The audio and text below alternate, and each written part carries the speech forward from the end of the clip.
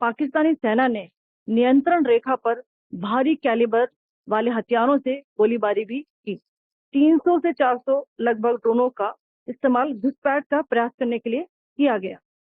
भारतीय सशस्त्र बलों ने काइनेटिक व नॉन काइनेटिक साधनों का उपयोग करके इनमें से कई ड्रोन्स को मार गिराया। हवाई घुसपैठों का संभावित उद्देश्य वायु रक्षा प्रणालियों का परीक्षण करना और खुफिया जानकारी इकट्ठा करना था। ड्रोन के मलबे की फोरेंसिक जांच की जा रही है। प्रारंभिक रिपोर्ट से पता चलता है कि वे तुर्की के असीस गार्ड सोंगर ड्रोन हैं। 8 से 9 मई 2025 की मध्य रात्रि को पाकिस्तानी सेना ने सैन्य बुनियादी ढांचे को निशाना बनाने के इरादे से पूरी पश्चिमी सेना पर भारतीय वायु क्षेत्र का कई बार उल्लंघन किया। यही नहीं बल्कि पाकिस्तानी सेना ने नियंत्रण रेखा पर भारी कैलिबर वाले हथियारों से गोलीबारी भी की। अंतर्राष्ट्रीय सीमा और नियंत्रण रेखा पर लेह से लेकर सरक्रीक तक 36 स्थानों पर 300 से 400 लगभग ड्रोनों का इस्तेमाल घुसपैठ का प्रयास करने के लिए किया गया। भारतीय सशस्त्र बलों ने काइनेटिक व नॉन काइनेटिक साधनों का उपयोग करके इनमें से कई ड्रोन्स को मार गिराया।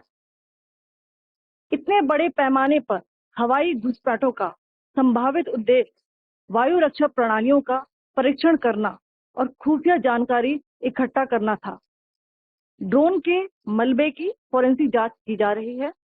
प्रारंभिक रिपोर्ट से पता चलता है कि वे तुर्की के असीस गार्ड सोंगर ड्रोन हैं। इसके उपरांत रात में पाकिस्तान के एक सशस्त्र यूएवी ने भटिंडा सैन्य स्टेशन को निशाना बनाने की कोशिश भी की, जिसे पकड़ा गया और उसे निष्क्रिय कर दिया गया। पाकिस्तानी हमले के जवाब में पाकिस्तान में 4 हवाई रक्षा स्थलों पर सशस्त्र ड्रोन लॉन्च किए गए। इनमें से एक ड्रोन एडी रडार को नष्ट करने में सक्षम रहा।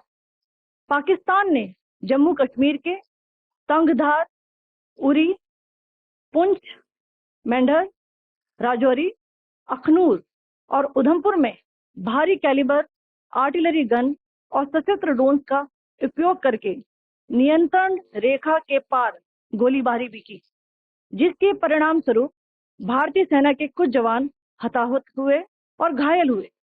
भारतीय जवाबी कार्रवाई में पाकिस्तानी सेना को भी बड़ा नुकसान पहुंचाया गया। इसके अलावा पाकिस्तान का गैर जिम्मेदाराना व्यवहार फिर से सामने आया।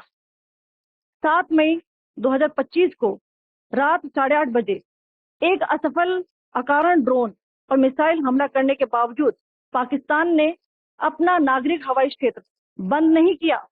पाकिस्तान अपने नागरिक विमानों को ढाल के रूप में इस्तेमाल कर रहा है, जबकि उसे अच्छी तरह से पता है कि भारत पर उसके हमले से हवाई रक्षा की तीव्र प्रतिक्रिया होगी। यह भारत और पाकिस्तान के बीच अंतर्राष्ट्रीय सीमा के पास उड़ान भरने वाले अंतर्राष्ट्रीय उड़ानों सहित नागरिक विमानों के लिए सुरक्षित नहीं है। यहाँ स्क्रीनशॉट में पंजाब सेक्टर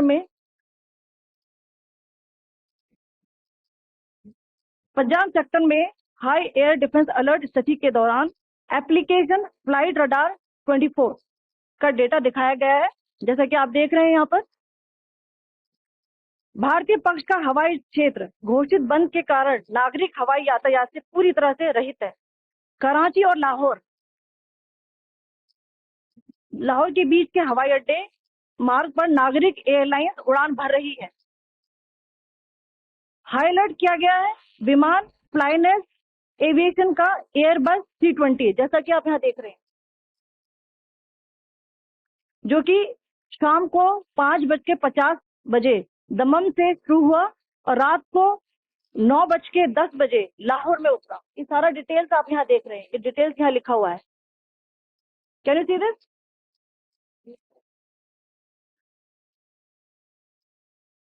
भारतीय वायुसेना ने अपनी प्रतिक्रिया में काफी संयम दिखाया और इस प्रकार अंतर्राष्ट्रीय नागरिक विमान सेवा की सुरक्षा सुनिश्चित की। धन्यवाद। जय Hind.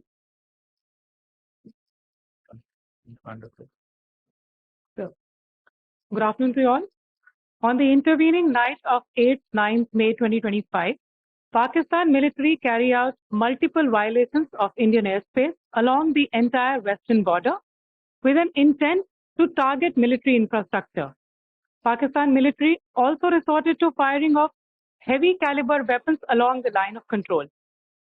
Along the international border and line of control, drone intrusions were attempted from Leh to Sar Creek at 36 locations with approximately 300 to 400 drones. Indian Armed Forces brought down a number of these drones using kinetic and non-kinetic means. The possible purpose of these large-scale aerial intrusions were to test the AD systems and gather intelligence. Forensic examination of the drone debris is being undertaken. Preliminary reports suggest them to be of Aziz Guard Songa drone of Turkey. Later in the night, an armed UAV of Pakistan attempted to target Bhatinda military station, which was detected and neutralized. In response to the Pakistani attack, armed drones were launched at 4 air defense sites in Pakistan. One of the drones was able to destroy an AD radar. Pakistan also carried out artillery shelling across the line of control using heavy caliber artillery guns and armed drones at Kandahar, Uri, Poonch, Mendhar, Rajouri, Akhnur, and Udhampur in Jammu and Kashmir area, which resulted in some losses and injuries to Indian Army personnel. Pakistan Army also suffered major losses in Indian retaliatory fires. Additionally, Pakistan's irresponsible behavior again came to fore. Pakistan did not close its civil airspace despite it launching a failed unprovoked drone and missile attack on 7th May at 8:30 hours in the evening. Pakistan is using civil airliners as a shield, knowing fully well that its attack on India would elicit a swift air defense response. This is not safe for the unsuspecting civil airliners, including the international flights, which were flying near IB between India and Pakistan. The screenshot we just showed and we will share with you, it shows the data of the application Flight Radar 24 during a high air defense alert situation in the Punjab sector. As you have seen, the airspace on the Indian side is absolutely devoid of civil air traffic due to our declared closure. However, there are civil airlines flying the air route between Karachi and Lahore. Amongst the other civil aircraft that you can see, we have highlighted an aircraft which is Airbus 320 of Flynas Aviation, which was originated from Dammam at 1750 hours and landed later at Lahore at 2110 hours in the night. Indian Air Force demonstrated considerable restraint in its response, thus ensuring safety of international civil carriers.